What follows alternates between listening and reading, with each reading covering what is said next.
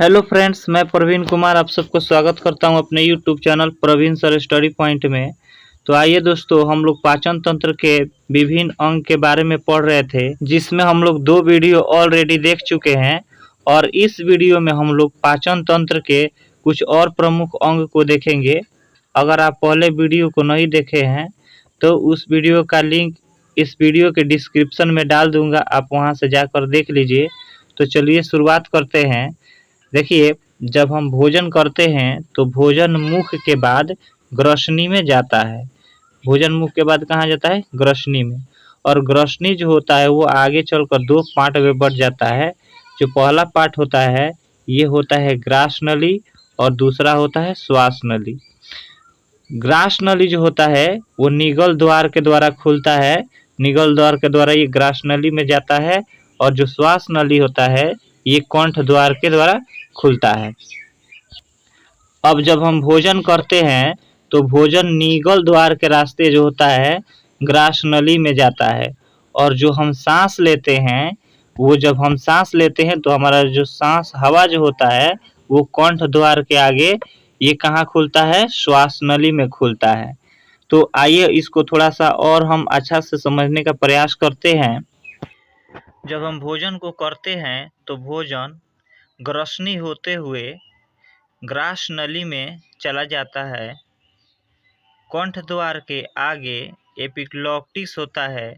जब हम भोजन को करते हैं तो यह एपिग्लॉटिस श्वास नली को बंद कर देता है, जिससे भोजन श्वास नली में नहीं जाता है तथा वह ग्रास नली में चला जाता है।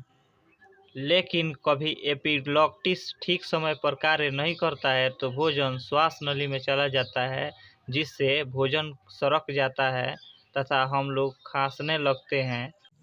तो आप यहाँ पर देखें कि जो एपिग्लॉटिस होता है ये एपिग्लॉटिस ये कंठ द्वार के आगे स्थित होता है। एपिग्लॉटिस कहाँ होता है? कंठ द्वार के आगे। और जब हम भोजन करते हैं तो ये एपिग्लॉटिस श्वास नली को बंद कर देता है, जिससे भोजन हमारा श्वास नली में नहीं जाता है और भोजन हमारा किस में चला जाता है? तो ग्रास नली में चला जाता है। फिर क्या होता है कि जब हम भोजन ग्रास नली में जाता है, जब भोजन ग्रास नली में जाता है तो उसमें सिकुड़न एवं फैलाव होता है, जिसे क्रमाकुंचन कहते हैं। जिसे हम लोग क्या कहते हैं? क्रमाकुंचन। मतलब ग्रास नली के दीवार में क्या होता है? सिकुड़न एवं फैलाव शुरू हो जाता है, जिससे भोजन जो होता है धीरे धीरे अमाशय में चला जाता है। धीरे धीरे भोजन कहाँ पहुँच जाता है? तो अमाशय में पहुँच जाता है। फिर आप लोग देखते हैं कि जो अमाशय होता है उसमें 3 पार्ट होता है और ये 3 पार्ट क्या क्या है? एक अग्रभाग होता है जिसको हम लोग कार्डियक कहते हैं, एक बीच वाला भाग होता है जिसको हम लोग फुंडिक कहते हैं, इसको फुंडिक कहा जाता है, और एक होता है हम लोग का पिछला भाग अमाशय का, जिसको पाइलोरिक कहा जाता है। तो अमाशय 3 पार्ट में बटा होता है। कौन कौन? कार्डियक, फुंडिक और पाइलोरिक। अब आइए दोस्तों, हम लोग समझते हैं कि जो अमाशय होता है ये हम लोग का एक थैलीनुमा संरचना होता है, जिसमें भोजन आने के बाद 2 से 2.5 से 3 घंटा तक भोजन का इसमें क्या होता है? पाचन होता है। 2.5 से 3 घंटा तक भोजन का पाचन होता है और इस अमाशय में एंजाइम और HCl के स्राव होता है। किसका स्राव होता है? एंजाइम और HCl के स्राव होता है और इसी के मदद से भोजन का क्या होता है? तो पाचन होता है। तो चलिए हम लोग देखते हैं कि वैसे कौन कौन से एंजाइम हैं जिससे भोजन का पाचन होता है। तो आइए इसको समझते हैं। देखिए, जो अमाशय रस होता है, जो अमाशय की दीवार से जो भी स्राव होता है वो अमाशय रस या जठर रस उसको कहते हैं हम लोग। तो इस जठर रस में क्या क्या होता है? तो एमाइलेज होता है, लाइपेज होता है, पेप्सिन और प्रोटीन। ये 4 चीज़ें होती हैं जिससे भोजन का क्या होता है? तो पाचन होता है। 4 तरह के एंजाइम पाए जाते हैं जिससे भोजन का पाचन होता है: एमाइलेज, लाइपेज, पेप्सिन और रेनिन। एमाइलेज जो होता है ये कार्बोहाइड्रेट का पाचन करता है। एमाइलेज किसका पाचन करता है? तो कार्बोहाइड्रेट का पाचन करता है। ये हमेशा आप ध्यान रखिएगा। लाइपेज जो होता है ये वसा का पाचन करता है। ठीक है। पेप्सिन जो होता है प्रोटीन का पाचन करता है और इसको पेप्टोन में बदल देता है। तो ये हमेशा क्वेश्चन पूछा जाता है, ये बहुत ही महत्वपूर्ण प्रश्न है। फिर रेनिन जो होता है ये दूध का पाचन करता है। तो आपसे क्वेश्चन पूछा जाएगा कि अमाशय रस या जठर रस में कौन कौन से एंजाइम होते हैं। तो एमाइलेज, लाइपेज, पेप्सिन और रेनिन। और एमाइलेज किसका पाचन करता है, तो कार्बोहाइड्रेट, लाइपेज वसा, पेप्सिन प्रोटीन और रेनिन होता है ये दूध का पाचन करता है। अब हम लोग आगे कुछ और देखने और समझने का प्रयास करते हैं।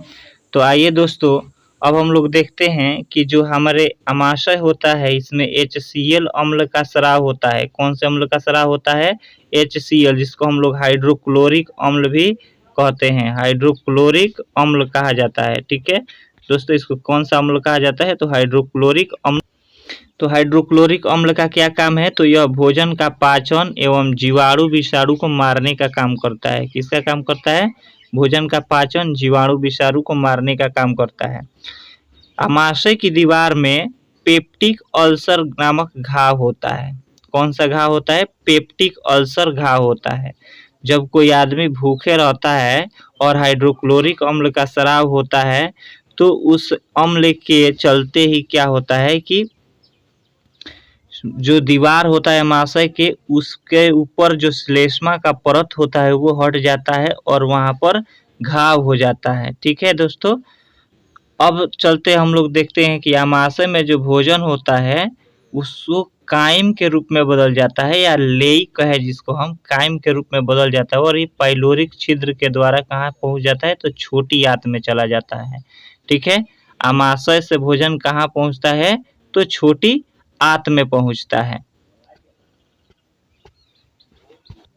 जैसे हमने देखा कि जो भोजन हम मुख में लिए, मुंह के बाद भोजन ये ग्रसनी द्वारा होते हुए ग्रास नली में आया और ग्रास नली से ये क्रमकुंचन की क्रिया होते हुए भोजन कहाँ पर पहुंच गया, तो अमाशय में पहुंच गया।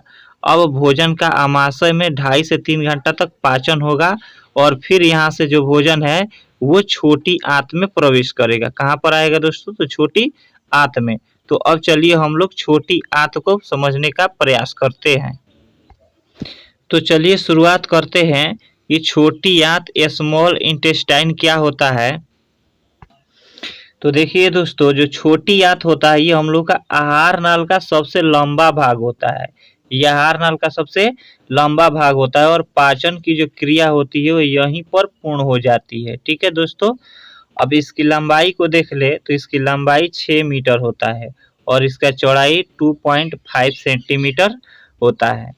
अब अगर देखा जाए तो जो शाकाहारी होते हैं उनकी जो आंत की जो लंबाई होती है वो बड़ी होती है और जो मांसाहारी होते हैं जीव उनकी आंत की लंबाई क्या होती है, तो छोटी होती है।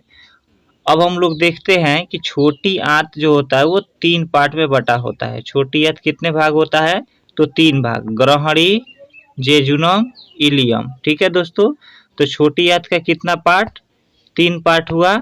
कौन कौन, ग्रहणी, जेजुनम और इलियम। ग्रहणी, जेजुनम, इलियम।